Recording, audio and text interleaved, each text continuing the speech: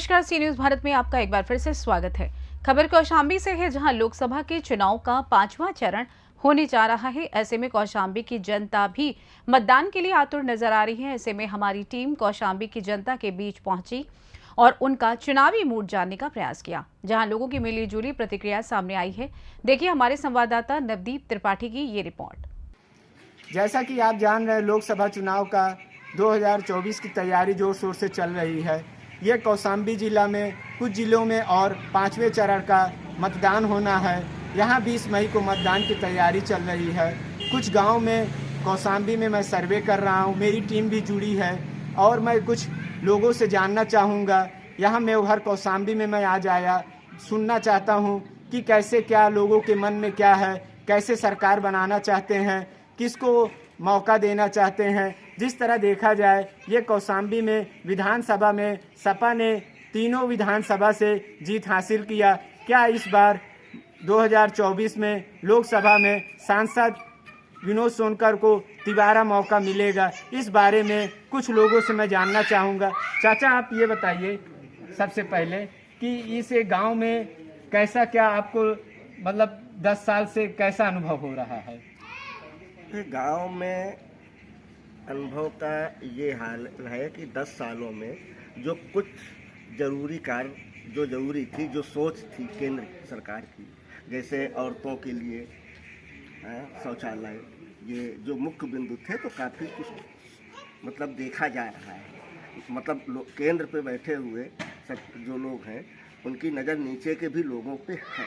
शुरुआत बेसिक जो जरूरतें हैं नहीं, जैसे मतलब आपका कहना है कि बीजेपी से आप संतुष्ट हैं कुछ कामों से। मैं ये कहूँगा एक्चुअली में है क्या, देखो हम लोग 60-65 साल वो 10 साल ये, इसकी जब तुलना करते हैं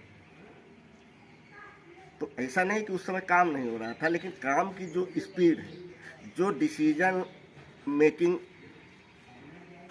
मोदी जी हैं या भाजपा की जो सोच है, जो केंद्र में बैठे हुए, तो उनकी जो डेवलप करने का जो तरीका है, उनकी जो सोच है, उसको धरातल पे उतारने का काम जो वो लोग करते हैं, ये हम लोगों को पसंद आता है। जैसे कि आप मतलब कहना चाहते हैं कि बीजेपी सरकार काम मतलब तेज गति से कर रही है, करेक्ट, बोर्डली। लेकिन अगर यहाँ कौशाम्बी में कुछ ऐसे भी बातें आती हैं कि यहाँ विकास अभी जैसे कि पहले आपने कहा कांग्रेस के समय को जोड़ा जाए, इस पे हम बोल रहे हैं। इस पे अभी जो छोटे छोटे डिस्ट्रिक्ट्स हैं जो बाद में बने, जैसे कौशाम्बी आपका इलाहाबाद से पार्ट होके बना, तो यहाँ पे अभी केंद्र के लोगों की या सरकार की नज़र कम जाती है। तो यहाँ पे कुछ ऐसी इंडस्ट्रीज या वो हो जिससे हमारे आगे वाले नवयुवकों को रोजगार मिल सके, वो हो सके तो बहुत अच्छा है। बाकी तो ठीक चल रहा है, ऊपर के स्थिति में ठीक है। क्या मतलब आप नीचे जमीनी स्तर पे थोड़ा सा काम करने की जरूरत है। अच्छा, आपका कहना है कि मतलब कुछ छोटे छोटे जिले हैं जिस पर थोड़ा नजर कम पड़ रही है, जो उस पर और आना चाहिए। एक्चुअली में बड़े भाई के बीच में जब छोटा भाई आ जाता है तो छोटे भाई की तरफ ध्यान कम जाता है ना। तो कौशाम्बी छोटा ही भाई है इलाहाबाद प्रांत का, तो यहाँ इलाहाबाद का डेवलपमेंट हो जाता है, लेकिन कौशाम्बी का बहुत स्लो। अब खैर जैसे अब तो ठीक है, देख रहे हैं कि अब 6 लेन वो ये सब आ रहे हैं, इंफ्रास्ट्रक्चर पे ध्यान है, ठीक है। ये विश्वास है कि आगे शायद ये सरकार बेहतर कर सके। चाहते हुए आप ये बताइए कि ये 10 साल से जो भी सरकार चल रही, क्या इससे आप संतुष्ट हैं काम से? अब भाई जो चल रहा है उससे संतुष्ट तो है ही, लेकिन कोई ये कहे कि नहीं पिछले समय कुछ नहीं हुआ, नहीं तो गलत हुआ ऐसा नहीं, बोलने दीजिए। वो तो गलत है। पहले हम लोग इलाहाबाद डिस्ट्रिक्ट में थे, पीपीसी, इंडियन टेलीफोन इंडस्ट्री, इसको तो वो फर्टिलाइजर फूलपुर और जगह देखा जाए, क्योंकि मैं कई जगह रहा हूँ, रेहड बांध है, ये सब जो मतलब हमारे यहाँ इस क्षेत्र में कोई ऐसी फैक्ट्री नहीं लगी जिसमें कि 1000-2000 आदमी काम कर सके, और इसकी बहुत ज़रूरत है। हम लोग भाई हम तो यही समझते हैं कि जो इस तरह का कदम उठाए और इस तरह करे, उसका साथ दे तो अच्छा रहेगा। अब वोट हम किसको देंगे, विषय में वोट आते वोट के दिन उस दिन जैसे कि भैया आपका उम्र मैं देख रहा हूँ कि 30-35 साल के बीच में है।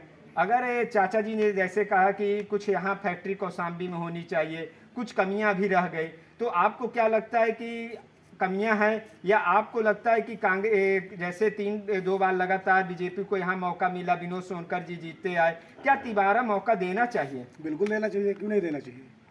हमारे तो बिल्कुल देना चाहिए। किस और मुद्दे से अभी आपने एक सवाल उठाया महंगाई का। महंगाई है कहाँ पे, हमको आप ये बताइए। जो मजदूर वर्ग कल कमाता था आज भी कमा रहा है, कल भी अपनी कमाई खाता था आज भी अपनी कमाई खाता है। पहले मजदूरी थी 50 रुपये, आज मजदूरी ले रहा हूँ 300-350 रुपया। तो है कहाँ महंगाई भाई? उसने अपनी मजदूरी बढ़ाई।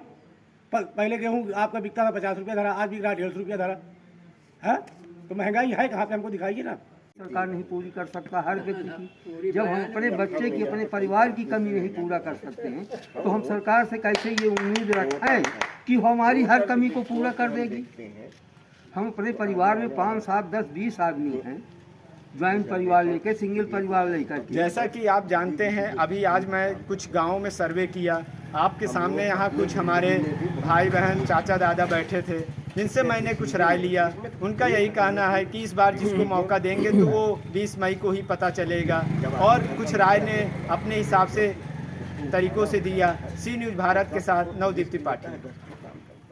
फिलहाल इस खास रिपोर्ट में बस इतना ही। देश दुनिया की तमाम खबरों की जानकारी के लिए बने रहिए सी न्यूज़ भारत के साथ। हर खबर है आपके साथ, आपके हाथ।